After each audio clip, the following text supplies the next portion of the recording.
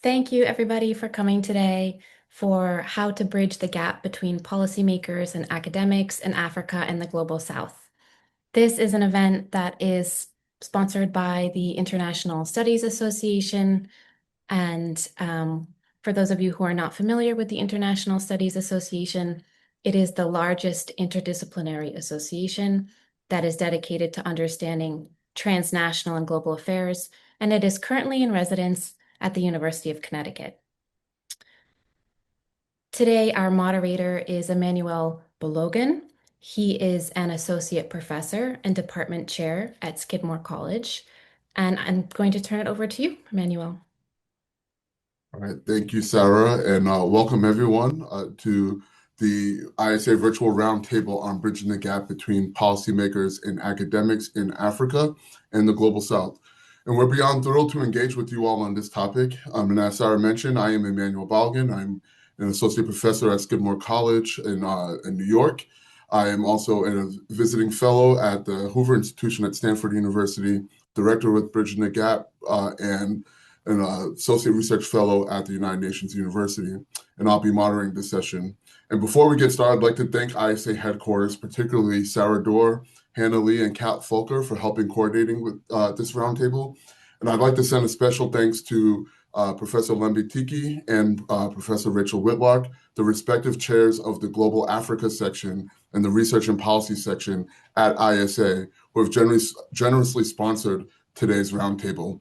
Also, for those of you who are members or thinking about becoming members of ISA, the Global Africa section and the Research and Policy section are the two newest sections in ISA. So I encourage you all to engage with these sessions as sections as well. And so I'll start by briefly introducing our panel and then kind of provide a run of show and some framing about how our conversation will unfold today. And so our panelists include Professor Madut, who is a professor of anthropology at the Maxwell School of Citizenship and Public Affairs at Syracuse University. You have Haley Swedlund, who is the associate professor in the Department of Political Science at Radboud University in the Netherlands. We have Folashade Soule, who is a senior researcher and lecturer in international relations at University of Oxford and a visiting scholar at the University of Ghana. We also have Thomas Tieku, who is a professor of politics and international relations in King's University College at the University of Western Ontario, a Carnegie Diasporan scholar at the Legon Center of International Affairs and Diplomacy at the University of Ghana, and an associate research fellow at the United Nations University. And then we have one panelist who is unfortunately not able to join us, at least not yet. He is Dapo Oyewole, who is the Secretary General for the Conference of Speakers and Presidents of African Legislators and a Senior Special Assistant on International Cooperation for the President of Nigeria. And he was called by the President of Nigeria to the State House today. So that's an obligation that I think trumps participating here, but hopefully he'll be able to join us at the end. So before we get started, I'd like to offer just a few words to frame our conversation, and then I'll invite my colleague Haley to also offer some additional framing words, and then we'll jump into everything. And so both Haley and I have been involved with this organization, Bridging the Gap, which is a project that was started in the United States over 20 years ago, trying to create a space for academics to engage more with policymakers and to communicate their research to the public. And by design, the Bridging the Gap project focused on engaging with policymakers in the United States. And so Haley and I, along with others on the panel and also others who have engaged with Bridging the Gap over the time, had realized that there's a need to broaden the scope of Bridging the Gap as a concept and to think where these arguments, these practices, and this type of engagement also occurs outside of the US context. And we realize that there are many scholars already doing this policy relevant work who engage with, as academics, have engaged in different policy contexts, or have at least tried to engage in this space in various policy domains. And so Haley and I convened a few of the few brilliant scholars that you see on the call today, in that we knew who were working in this area and working in this space. And we all decided to write a piece in International Studies Perspective, which hopefully we'll also link to in the chat here at some point, where we asked each contributor the following questions. What does collaboration between academics and policymakers look like in the policy spaces where they were active? What varies across national contexts? What works well? What needs to be changed? How can it be effectively supported and strengthened? And we also ask contributors to address these broad questions to better understand the variations in approaches and strategies for bridging the gap between policy and academia across the African continent. And so we hope that this roundtable today will build on the piece that we wrote in International Studies Perspective and hopefully serve as an important agenda-setting conversation about what it means to bridge the gap as a concept in Africa and the Global South more broadly. And so I'll ask participants to respond to a couple of questions I have around the topic, and then we'll use the last part of our discussion, about 20 minutes or so, to open the floor to Q&As. And you can use the chat function to add questions, or when we get to the moment, you can feel free to raise your hand and we'll call on you. And so I'll turn to Haley to offer a few words, and then we'll start the conversation. Over to you, Haley. Yeah, no, just thanks, Emmanuel, for moderating, and just to say that, yeah, I think you gave a good introduction, that the idea for this forum was really to try to begin a conversation about how bridging looks like in other global spaces, and it really came from the observation, right, sitting in some of these conversations on bridging the gap in IR. And realizing that they didn't always reflect experiences that I or others were having in Africa, but also in Europe and elsewhere. And I think it's important to also keep in mind that I think sometimes that was often not even something that people had always realized, because people were often speaking from their own experiences, but they were used to engaging with US government a lot. And so eventually these conversations tended to emphasize certain things. And I think the other important thing to keep in mind is that the idea behind this, and that's why it's really great that we're also having this virtual discussion, is that the idea was always to kickstart a conversation. And as editors, something that was really important to Emmanuel and I was not to impose certain types of theoretical frameworks or concepts that were developed perhaps for US policymaking or elsewhere to this context. And that's why we really thought about starting with questions and really lived experiences.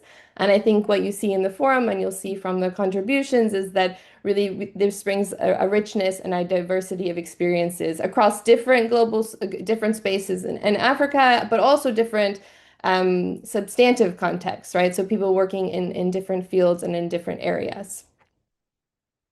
Great, Haley, thank you. And so with that, we'll start. I'll ask the first question, and then we'll start with Folashade, and then we'll go to Jok, and then we'll go to Thomas to respond. And so the first question is a very broad one. How would you define bridging the gap in Africa and the Global South in 2026? What do you see as the core challenges and opportunities for bridging? And share your experiences about navigating both the public and policy domains as an academic. So let's start with you, Folashade. Great. Thank you very much for organizing this event, this virtual webinar. I think it's a very important topic, but also I think if I were to define bridging the gap in Africa and the Global South today, I would describe it as the work of both connecting rigorous academic knowledge to the practical realities of policymaking in ways that are both timely, trusted, but also usable. I think it's not simply about translating research into policy language. It's also work under pressure to produce decisions quickly within both political and institutional constraints. And an opportunity, it's equally important. Scholars can help strengthen state capacity. My contribution to this forum on the Africa-China Negotiators Workshop is also a good example of this. And I'll elaborate further on that later. Yeah, Folashade, we might have you come back to the question because you were a little choppy there. So we'll go to Jok next, and then we'll go to Thomas, and we'll have you maybe summarize your points succinctly again, just because I think we had some trouble hearing you. All right, so okay. Jok, over to you. Okay, thank you, Emmanuel, for that introduction, and Haley, and our colleagues here. I think the simplest way to define the gap is the idea that basic public policy decisions ought to be based on some kind of information, some analysis, some field-based data, in order for the policies to be responding to a real-life situation. And it seems that this simple understanding is lacking in a lot of policy decision spaces, especially in government institutions, where there is a sense of trepidation among civil servants or government ministers about research. First of all, allowing it to take place, and secondly, to use it as basis, as foundation of policy decisions, policy making. So I think that is really the gap. I can just proceed to say that that gap is palpable. It definitely existing in varying degrees depending on what country. And the reason why there's so much gap, part of the reason, of course, is to do with the language that academics speak versus language used by civil servants or government officials. But it is also related to the sense of fear among public officials that academic research has a tendency to poke into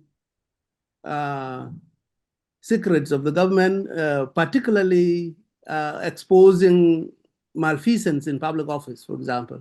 So academics tend to be kept off the premises of government ministries, just so that you reduce the chance that they are going to expose any malpractices in government institutions. So I think the incentives for public officials to use academic research are different. Academics get incentivized differently from public officials, but I think it is really different time horizons that limit that widens the gap. What I mean by horizons is that public officials are dealing with emerging political issues. There may be elections, there may be issues of budgets, economic decline. These are things that public officials are dealing with on a daily basis, such that for them to step back and use research will take time. It takes time for academic work to be produced and for public policy makers to read and heed and understand it so that they can apply it. So I think those are some of the reasons why there is a gap. There is also the issue of communication. There are barriers in the language used by both sides. And so I'll come back later on to say what I see as a possible way forward out of this quagmire of government officials knowing full well that they need research, they need data, they need information, and yet they are unable or unwilling to reach for it, and perhaps even push back on it. And I think there has to be a way out. Both sides understand the need for collaboration, but the challenge is in the practicalities of it. Thank you. Great, thank you. And I love the insight of that. There's just this incongruence between what the job is for the policymaker and the academic, and how there's also miscommunication between the two. So I'll look forward to your interventions there. Thomas, over to you, please. Thank you so much, Emmanuel, for inviting me to join this particular roundtable. I will start off by borrowing a language from a Cameroonian anthropologist. who use the language of incompleteness. That I think the gap exists because both the academic world and then the policy world, we don't often recognize, appreciate our incompleteness.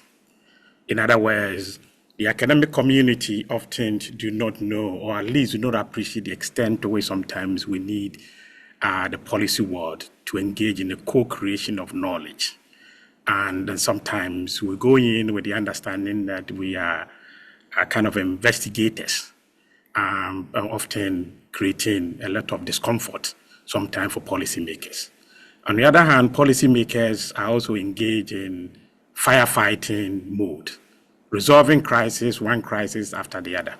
And therefore, they see academics as, engaging us as a waste of their time, because it's not, we are not putting crisis in front of them, right? And especially within the African context. So that's where the gap. So in my sense, I think what I'm saying is that our inability to realize our incompleteness is part of the reason why the gap exists.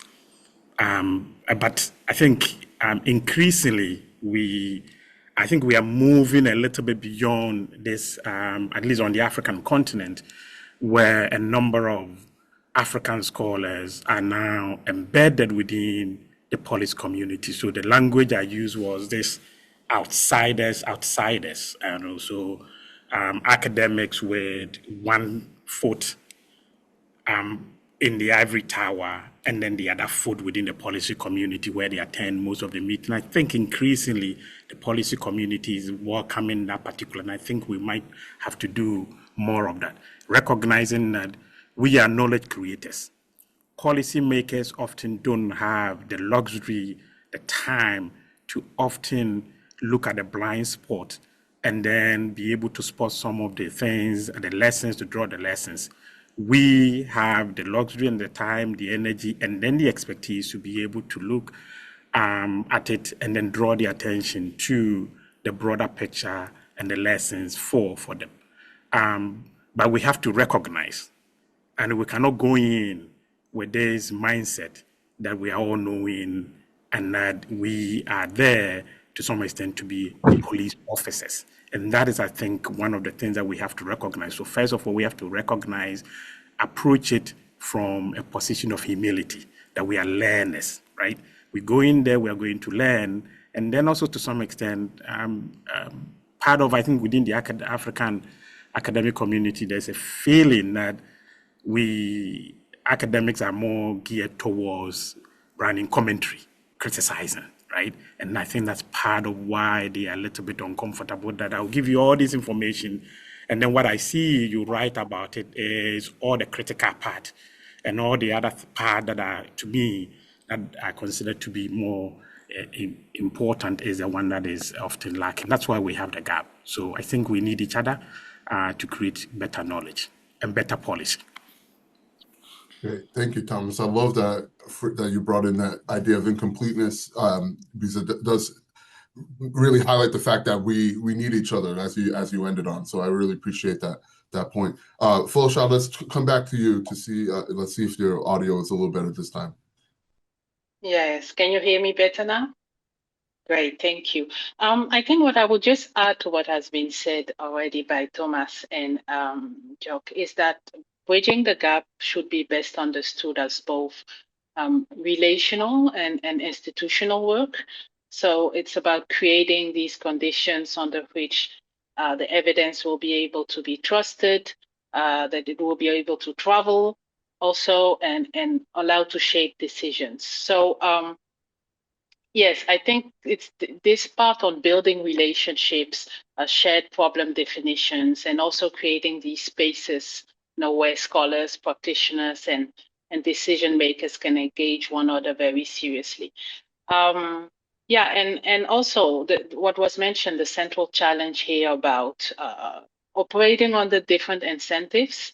All right, scholars are trained to value peer review, nuance, but also long time horizons, which is not necessarily the case for policymakers that work under pressure to produce decisions quickly within all these constraints that are both political and institutional. So Yes, I do really think that bridging the gap is about building these spaces and creating these conditions where evidence can be beneficial also to policymakers.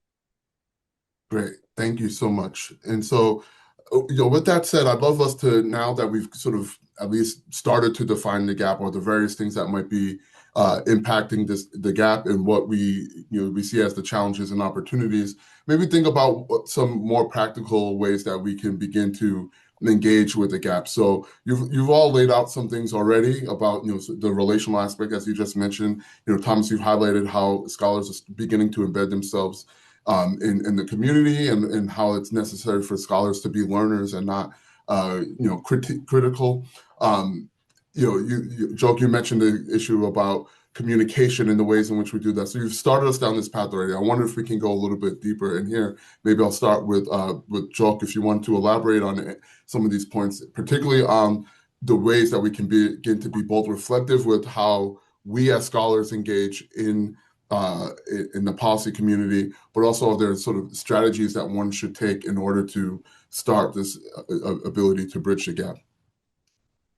Yes, I think both Thomas and Folashade, is it? Yes. Have identified the language. One is relational. There has to be a growing sense that we are in this together, and the destiny is shared. That what the academics are producing is geared toward being able to come up with well-grounded policy that affects people's lives positively. So, for example, if a municipal government is planning to set up a new public health clinic, they will need to know where that location is going to be and why. And that is the work that a researcher might have a good idea to help with. The bridging the gap has to also be recognition that I don't know it all. That idea Thomas was talking about in terms of incompleteness. But do they really not see it? I mean, are people simply afraid of each other? Are public officials skeptical about or suspicious of the work of researchers as sort of investigating them and finding out things, bringing up dirt from within the institutions rather than actually something well-meaning geared toward improving lives of people? And so that require conversations, require dialogue, and this dialogue, in the case of many African countries, especially in East Africa, I would say, as Haley was pointing out, that some of the institutions that are operating in Africa today, some of the public institutions, were not really designed by Africans, for Africans. They were products of history, colonial and otherwise. And so they have cultures of their own that are not necessarily local cultures. And that has to be recognized, that what you see as a government institution it was not really designed with an eye to addressing all the local issues, the problems of the society. They were established to serve a particular purpose, which was to run a colonial state. So if we recognize the burden of history on these institutions, I think you will begin to see public officials saying, okay, now we need a sort of historical reflection, we need political analysis, even though we deal with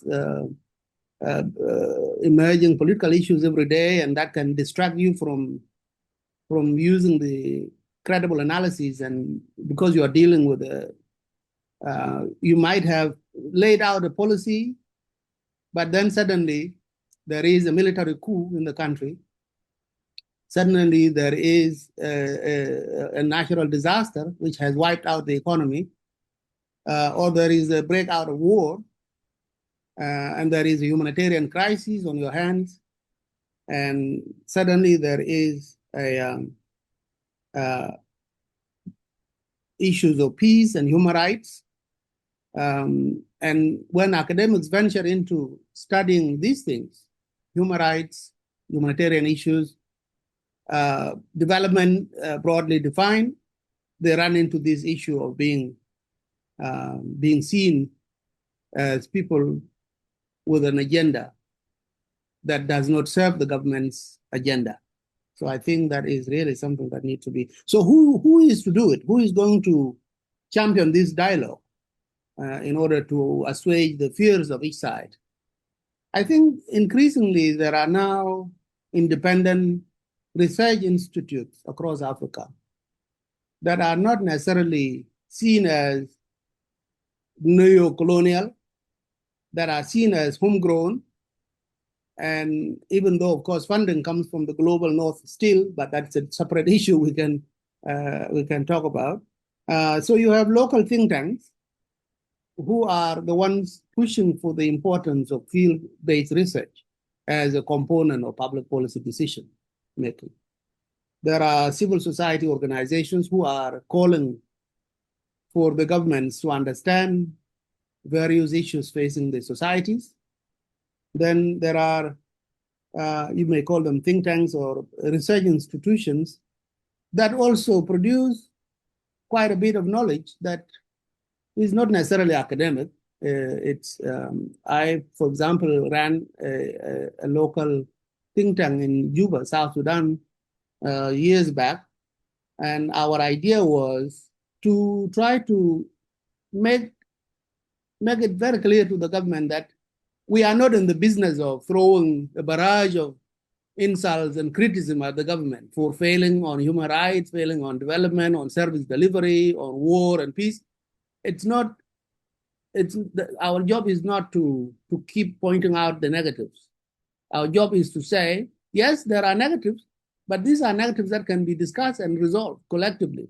So I think beginning to speak the language of collaboration, being pushed by local organizations, can now bring academic research to bear on policy decisions. Thank you. Great, thank you. Yeah, Thomas, let's turn to you next.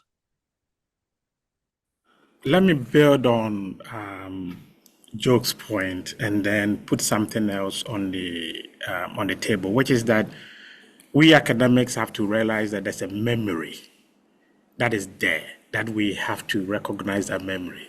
And some of them isn't the greatest memory, which is that just like Joke pointed out that the African state is a colonial invention. A number of African institutions are also colonial inventions, which meant that the academic on the African continent had to be super elite, and I'm operating from one of them. Super elite, abstract, often distant from the realities, and that was how sometimes colonialism was able to justify itself, because when you are in the four walls of the ivory tower and you are so abstract and devoid from reality, when there are poor people that you are driving by them, you don't think that's your responsibility to think about it, right? And that memory has informed. In other words, that memory has gone into the policymakers who are thinking that we are often a little bit devoid of reality. And then another memory that I'm also going to put it there, apart from the colonial project, there was also this neoliberalization of a number of African universities, which meant that there was no funding. And sometimes one of the best ways to get your funding is often to become a critic of the government, right? To point out those. And that memory, so in other words, a lot of academics became commentators. And that memory is still there. So to some extent, it's traumatizing for some policymakers, right? So, and therefore, when we are going in, we have to recognize that memory that the policy community that they have and be able to approach it once again with humility that we are here to co-create knowledge. And therefore, co-creating knowledge also means that sometimes too, I'm being a little bit harsh on academics, but I think I can be harsh because that's where I am. So we can be much more self-critical. Is that sometimes we're also very transactional in our approach to knowledge production. We run to these policymakers, we do interviews, publish, in most cases, in gated journals. They don't actually know the knowledge that has been produced, and sometimes the one they read are not the most flattering of the information that they received, right? And so, in other words, there's no feedback loop in terms of, I collected all this information, I aggregated them, I published them. There is no, attempt to even share some of the findings with them.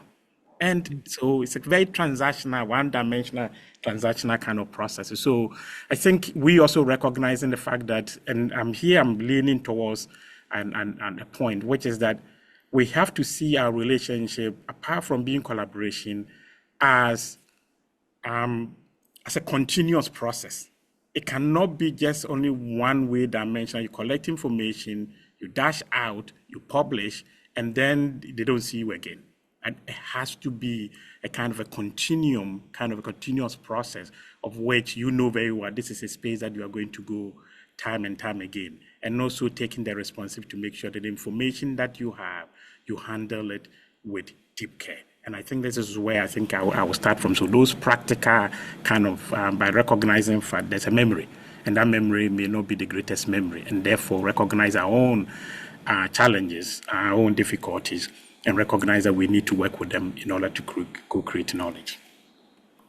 Yeah, and I appreciate that point, because I think what it really highlights is that there's a responsibility of us as scholars in the way that we engage, right? That it's, by extracting and going and being transactional, we're sort of replicating that colonial practice, the coloniality that you started with and Joke also started with. So I appreciate that point.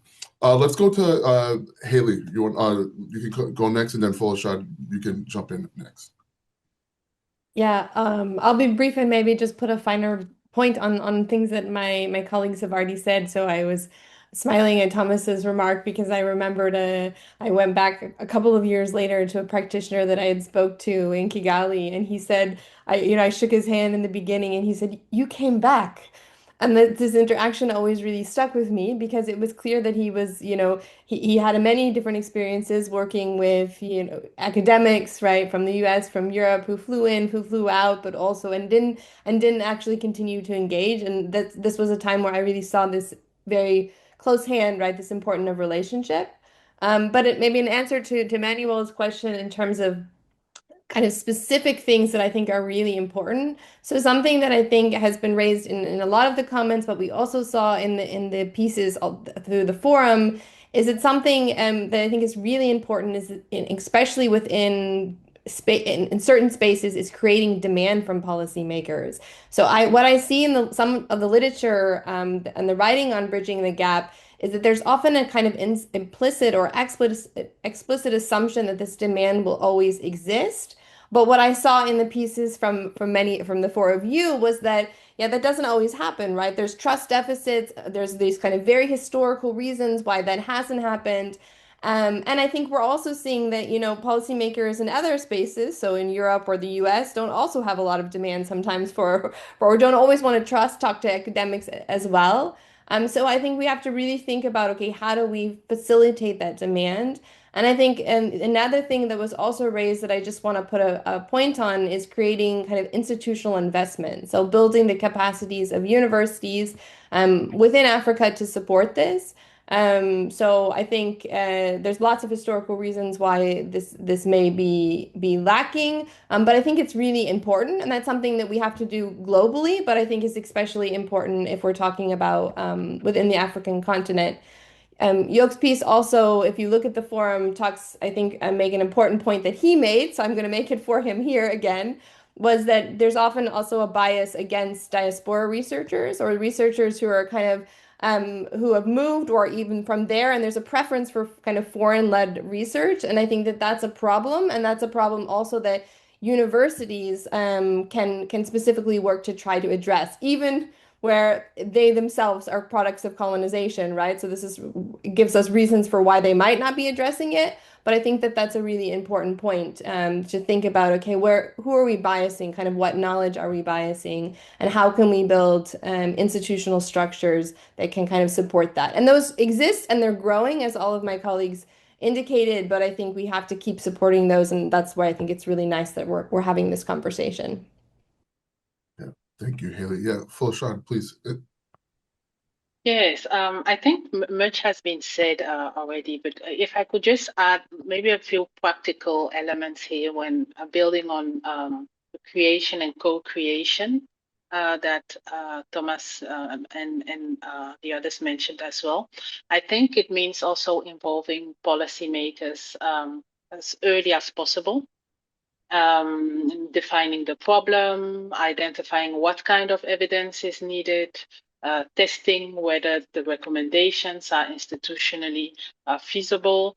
I think scholars also need to be realistic, not only about the constraints, but about the feasibility. Good evidence does not automatically translate into good policies. So, and all the different examples that we provided in the special forum could also help in well, setting these frameworks and also coming up. There are so many concrete cases and case studies in the special forum that could be built on. I also think, and that was important here, that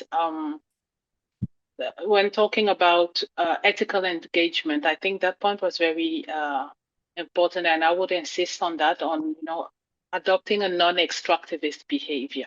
Beyond transactional, beyond sometimes the criticism of this relationship as being too transactional, there's also this, and Haley mentioned that also earlier, this criticism about scholars being very extractive, very extractivist behavior. So it's important to give back, to create these long-term channels for dialogue, to take evidence seriously, and yes, to build structures that can absorb and apply it. And I think the structural element here is very important. From my experience, especially in Francophone Africa, bridging the gap is already taking place, but it's a structural element, that's not always, let's say, like long-term and well-built. So yes, I think building these is also crucial for bridging the gap in the long term and for it to be efficient.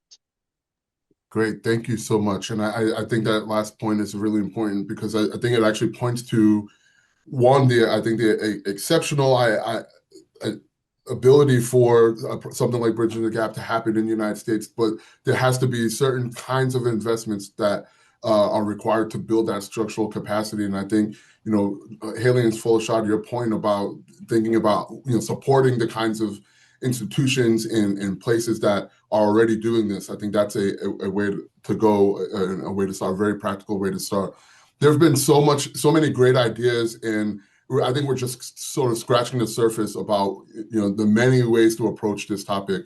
And so with that said, there's a lot on the table to consider. We'll open the floor to questions. I see that we have a couple already in the Q&A. I want to also, before I get to those questions, shout out Dr. Grespin, who in the comments provided a link to everyone about the recently launched chapter of Africa chapter of the International Association for Intelligence Education.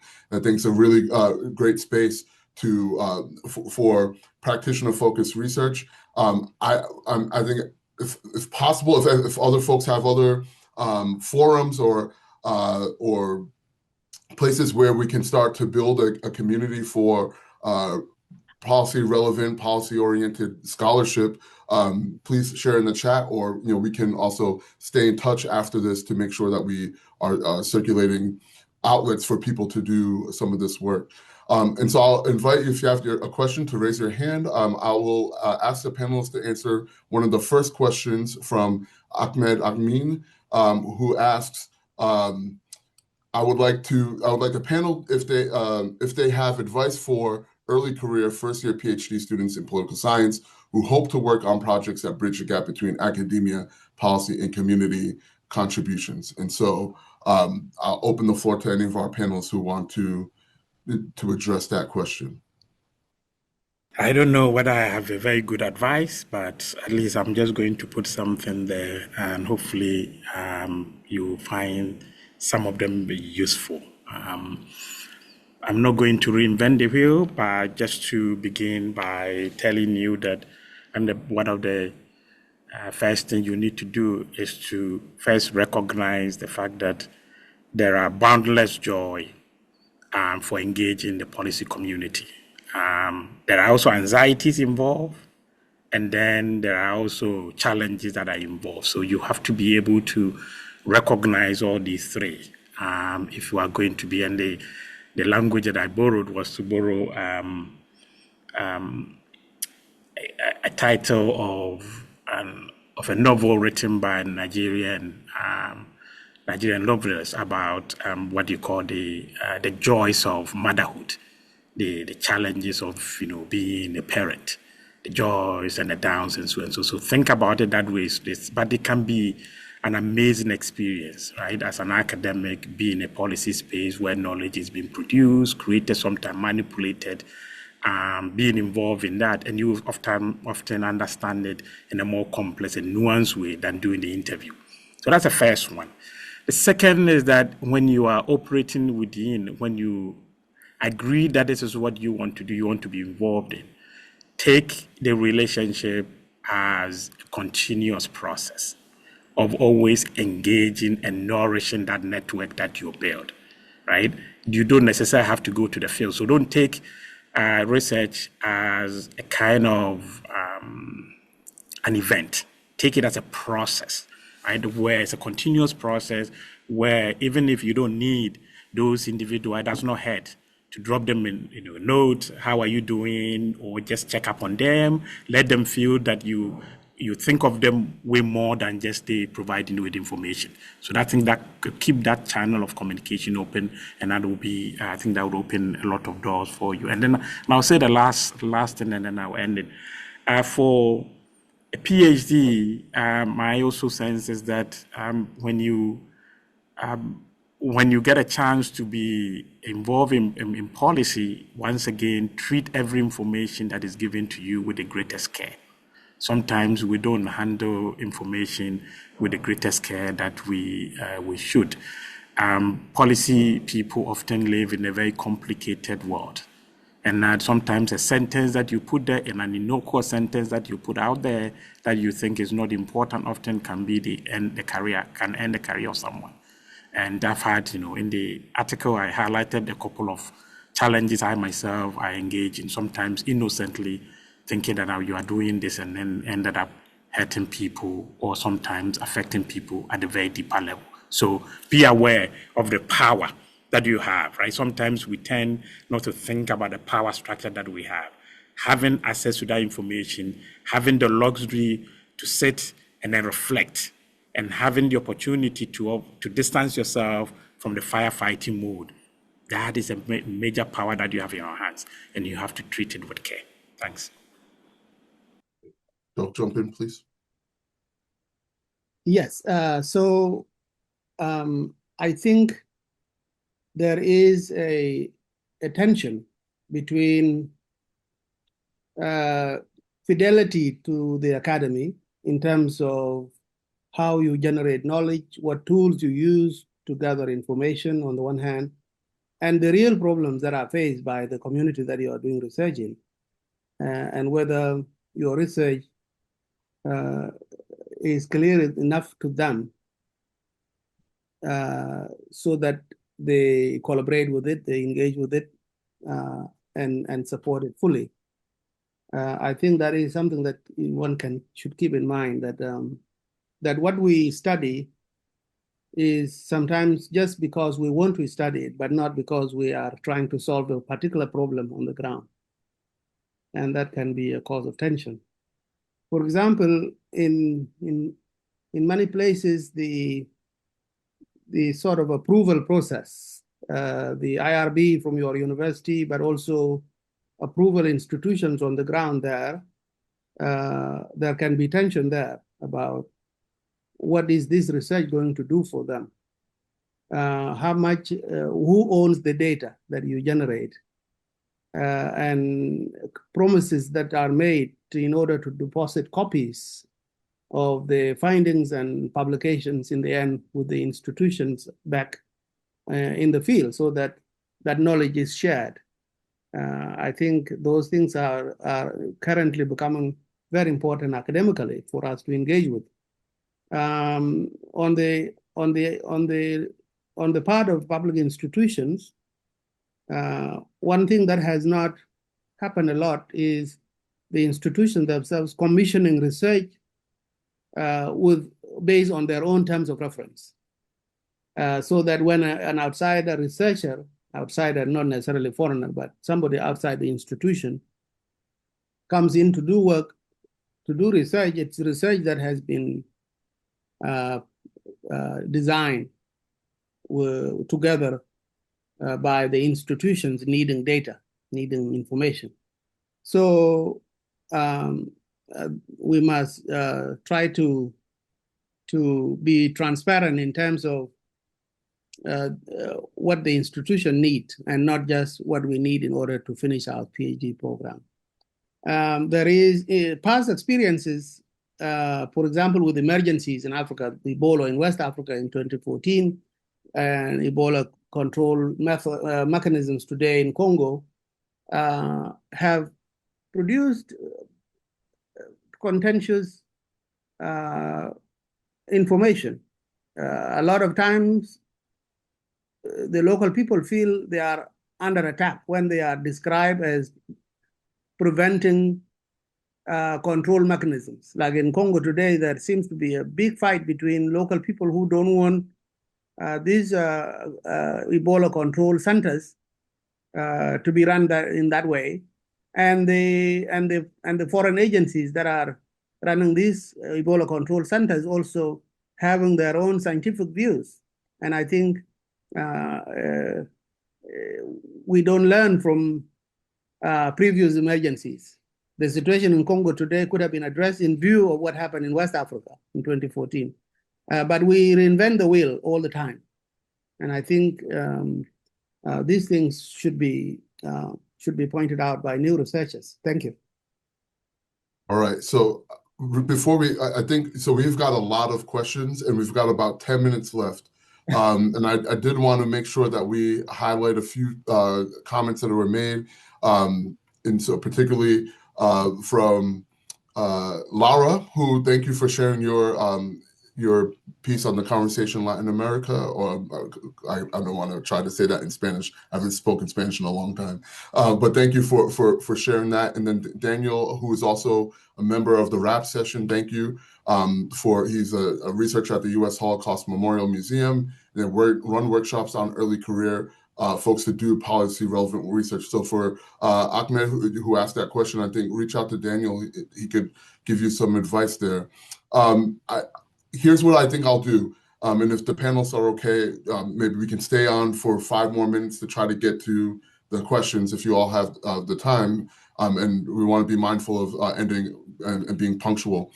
So I want to maybe take Jordan, who is a principal at Bridging the Gap.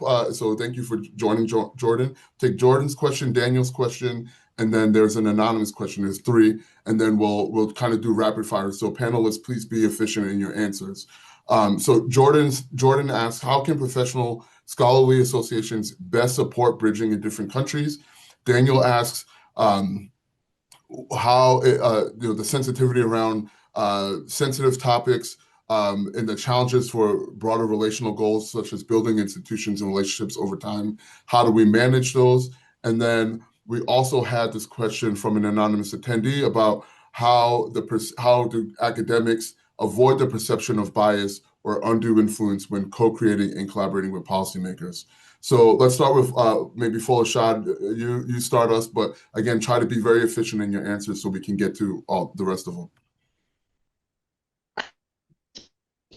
You're choppy again, Folashade.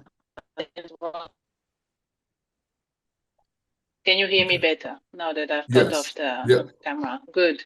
Yeah. So what I wanted to say here is that also based on, I will just pick two questions here. The ECR one, the early career researcher one, I think it's important that scholars ask, from the very start, what type of evidence they want to share, when, how, and also in what format actually policymakers can use it.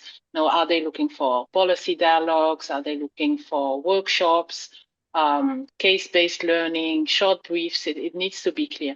And there's also a question that I found very interesting in the Q&A by Yayo about Global South versus Global North trained scholars and how they are perceived. I think it's that's very important to note that in some cases, local experts are and that's what I noticed.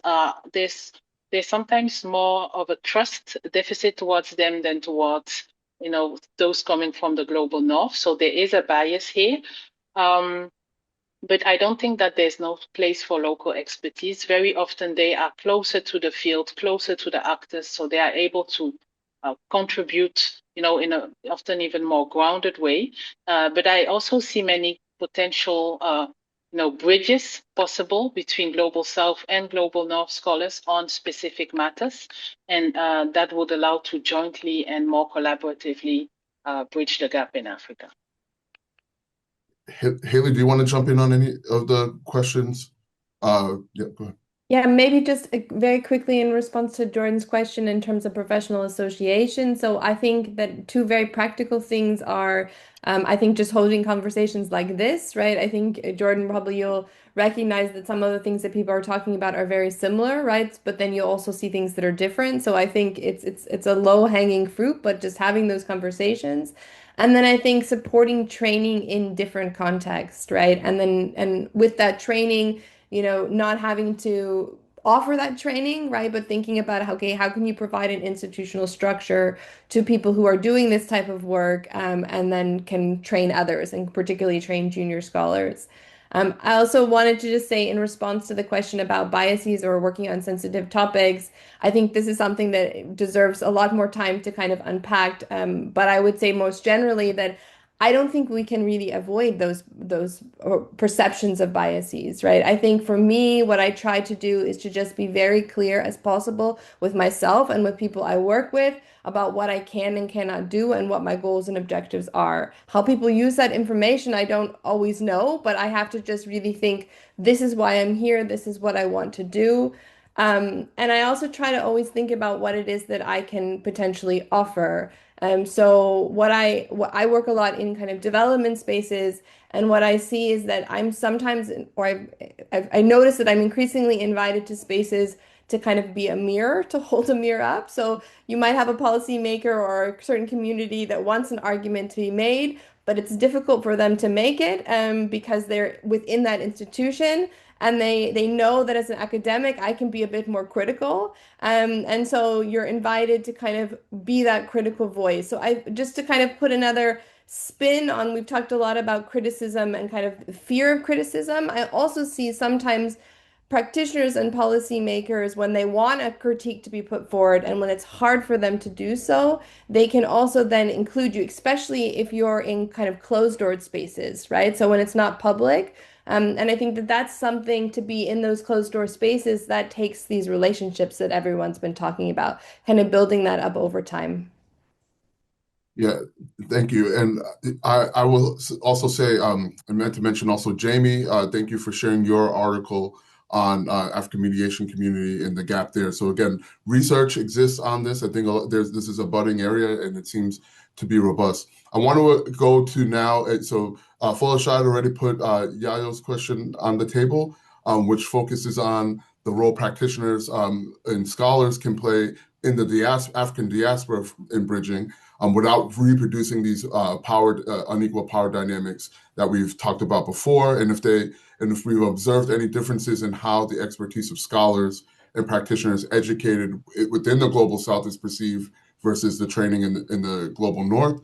Also put on the table here for Benta's question, who says that African intellectuals tend to focus and concentrate on more publications, while this is important, how can they balance this with practical involvement in the policy community? And then someone who, Zadok, as mentioned also in the question and answer, that they're returning to an academic space after having a background as being a farmer and has a very, exposed to smallholder farmer issues.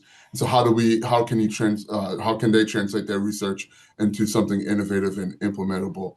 And then we've got a couple more that will end the conversation on that have just came in. So let's go to maybe Thomas and Joke for the questions that have been put out there.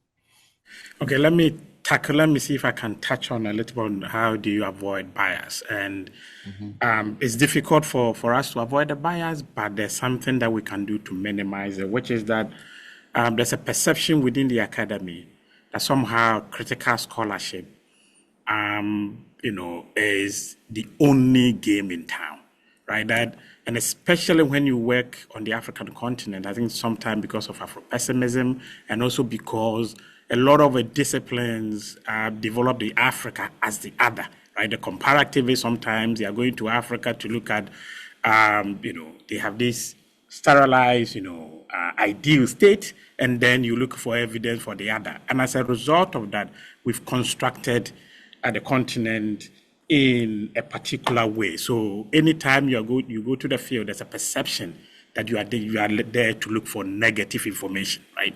But my sense, that's just almost like, it's a misperception that you don't need to be negative all the time in order to do well within the academic community, right? So you have to be balanced in your analysis. That's the first step towards, and that you should not see Africa as the deviant, right? And also don't see the Africa as a place where you just go there to pick empirical information to illustrate a theory that has been built somewhere.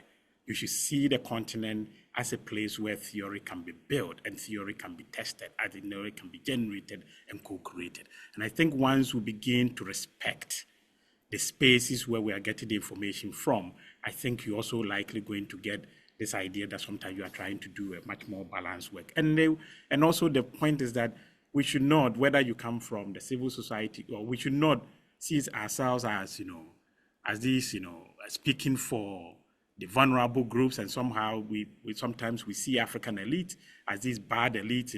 Most of the policymakers, we see them as elite, right? And sometimes the tendency for them often to have your own bias, negative bias of thinking about the African elite as a strong man, based on the politics of the belly. All of them influence sometimes the way we approach them, and they see it, they read it, and they appreciate it, and that's part of the bias. But the key thing for us, I think, when you're going in, is to be as balanced, recognizing the fact that our major job is to seek the truth, however you define the truth. Thanks. Sure. Okay, yeah, so there's a question from Solomon about how we might be able to build institutions and relationships over time to create a connection between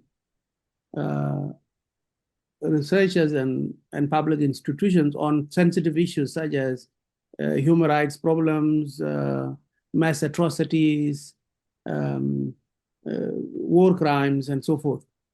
Because very clearly, if governments are going to be defensive and don't want to engage on these issues because they see that being an attack on their own credibility, then obviously it becomes very difficult for researchers to endear themselves to such public institutions that are resisting the idea of doing research on human rights or democracy or open society. So that is a big challenge, but particularly currently in African countries that have had long histories of conflict, of civil wars and so forth. It's very hard to get governments to get on board the idea of investigating these issues. In fact, many governments in Africa that are involved in human rights abuses will tell you that that the concept of human rights is foreign. that it is a kind of a global northern idea, that the state built in Westphalian perspective is trying to impose these cultural ideas on global southern countries. And I think that is a debate that needs to be fleshed out, so that the government themselves do realize that many Africans also do die in the quest for their own rights. It's not only Europeans and North Americans who are concerned about human rights. Many African communities are. And there is also a comment which I find very useful from Abu Bakr about the political elite who see academic research as being against them, and how do you bridge that gap? I think these are fundamental questions, and they're kind of a pointers to us to engage more on these issues. Thank you.